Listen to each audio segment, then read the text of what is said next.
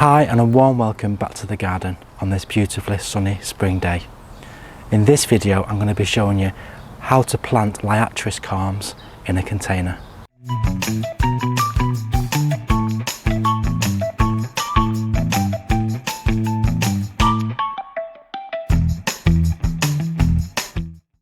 So the pack that I've got is a pack of 12 and I got these for just under £4. And the corms themselves are quite a funny shape. They're quite knobbly.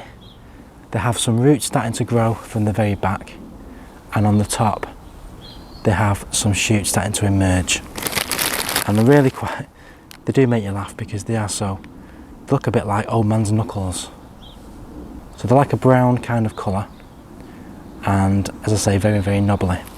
So in this packet I've got 12, and I'm going to be planting these in a lovely container for a summer display, because when you grow these from corms they will flower this year. So I've chosen a really nice tin container, and I think these will show them off to the maximum beauty.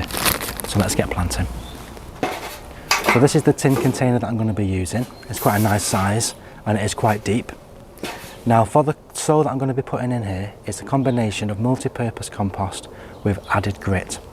And the reason why I'm adding grit is because these do like to have really good well-draining soil to grow in.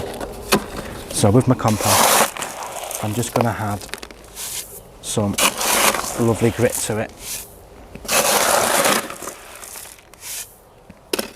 and then I'm just going to move that with my hands to get that all mixed together, just until we get a nice mix that's got lots of grit in it, as you can see, and that just makes it open and helps it to be more free draining.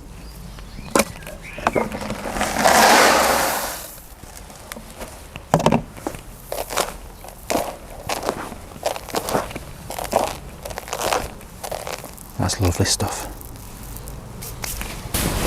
So with the mix done, I'm just going to place that into the tin container.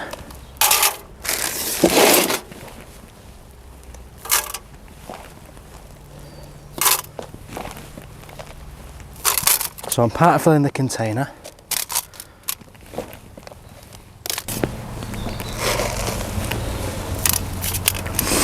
And let's get the corms out. So with regards to planting, you want to make sure that it has like a bit of a dimple, and that is the top.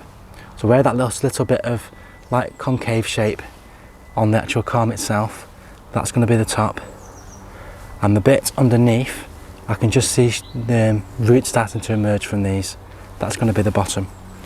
And you want to be planting these with a bit of space between each one. So I'm just placing these in with a bit of a gap in between each corm.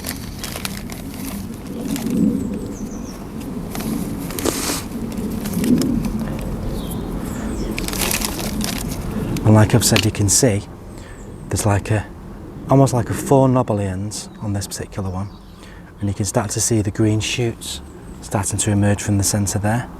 Then on the very back you have these white beginnings of roots, so they want to go into the container with these shoots facing upwards.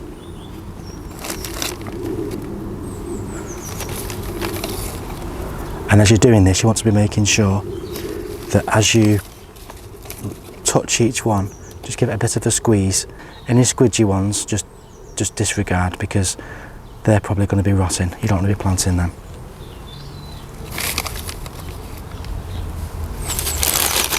I'm just going to see how many they can fit in. So I think they can fit in the whole 12 in this container, if I just give it a little bit of a manoeuvre around.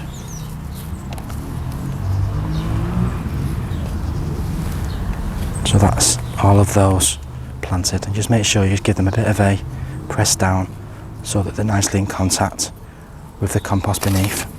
Now if you've not grown these before, these are really, really striking plants. They have very unique tall flower spikes which feature very tiny bright purple bottle brush flowers, and these flowers are particularly attractive to the bees, the butterflies and all the pollinators. They have a long flowering period starting from around mid to late summer and go on into early autumn. So they're giving you some colour later on in the year. They get to a height of around 1.5 metres and a spread of around 45 to 50 centimetres. So they're really good tall plants. And those attractive bottle brush-like flowers are just fantastic. And if you leave it to get to the seed stage, you'll find goldfinches just love to peck at these and release the seeds from them for food. So they're a really good wildlife plant. And like I say, they're also great for your pollinators, your bees, your butterflies and your moths. So that's all them planted. All we need to do now is get them covered over with some more of this gritty compost.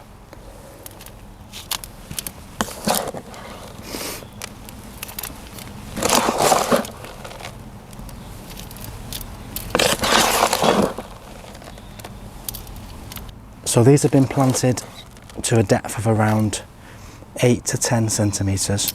So we're looking to plant them at very least 3 times their own depth. And that's like a golden rule with any kind of bulbs or corms that you're going to be planting. So give those a nice firm down and then picking out some more to the top.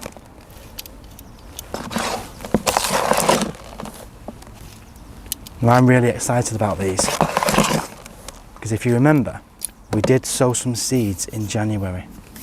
Now I've got those seeds to show you because these were sown in January and we had to cold stratify these seeds, and what I mean by that is we had to give them a period of cold before the period of warm, which comes now in the spring, and these are now starting to germinate. So let me just show you these.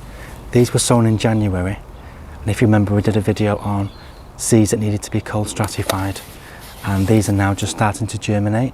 So these are really exciting to see these starting to poke above the soil.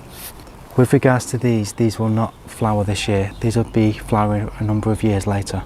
So these are quite an investment in time. If you want to have the flowers this year, I do suggest you grow the corms. And the great thing about the corms, as I've just shown you, you get 12 in a packet for under £4. If you were to go to a garden centre and buy these in pots, you're going to be finding that you might have 1 or 2 corms in a pot, and you're going to be paying between maybe £5 to £8 or £9 for each pot. So it's a really good value thing to do, and that is to grow your own from corms. Buy the corms in and you get them flowering this year. And if you want to as well, sow the seeds, because the seed experience is also a lovely one. And these come to flower, it's going to be such a rewarding thing because you know you've grown them from seed, you've looked after them, you've nurtured them, and that when you see them in flower, it's going to be such a wonderful sight to see, knowing that you've grown them from little tiny seeds. So that's all the corms planted, and we're going to be looking forward to a brilliant summer with some beautiful, unusual flower spikes from this Liatris. Now we'll give these a really good water, and we'll position this pot somewhere in a sunny location because these plants need to have a lot of sun. So if you can find the sunniest place in the garden, that's going to be perfect for growing these plants. So that's my planting done for today. I do hope you found this video informative and enjoyable. Please give us a like, please subscribe, and if you have any comments, as usual, please put them in the comments box below the video. In the meantime, please do take care, and we'll see you very soon on the next.